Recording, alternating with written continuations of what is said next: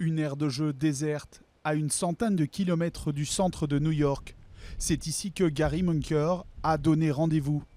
Il assure que c'est son vrai nom, mais ce membre du Ku Klux Klan ne révélera pas son visage car il se dit inquiet pour la sécurité de sa fille. Ce pays a été fondé comme une nation protestante blanche pour les Blancs et par les Blancs. En colère contre ce qu'il considère comme un traitement préférentiel des autres races, cet homme blanc, qui dit avoir 36 ans et travaillé dans le bâtiment, veut revenir au temps de la ségrégation. Ses croyances sont celles d'une minorité minuscule aux États-Unis. Mais selon lui, la branche locale du Ku Klux Klan a vu les demandes d'adhésion augmenter depuis que Donald Trump a été élu président. On a eu autour de 1000 demandes, je pense. Il y en a eu beaucoup. Depuis que Trump a gagné l'élection et que les gens ont vu les émeutes, ils en ont marre. Ils veulent voir un changement. Ils veulent voir une différence dans ce pays.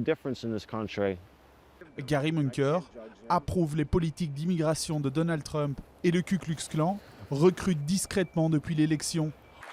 Mais d'autres groupes d'extrême droite ne se cachent pas pour exprimer leurs opinions. Hail Trump!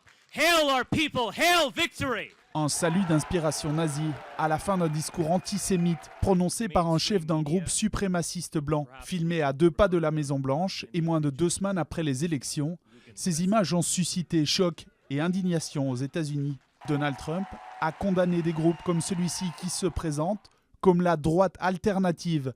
Mais son conseiller en stratégie entretient lui des liens plus étroits avec ces groupes. Steve Bannon a dirigé Breitbart, un site d'information d'extrême droite. Les organisations comme la Ligue anti-diffamation ont exprimé leur inquiétude.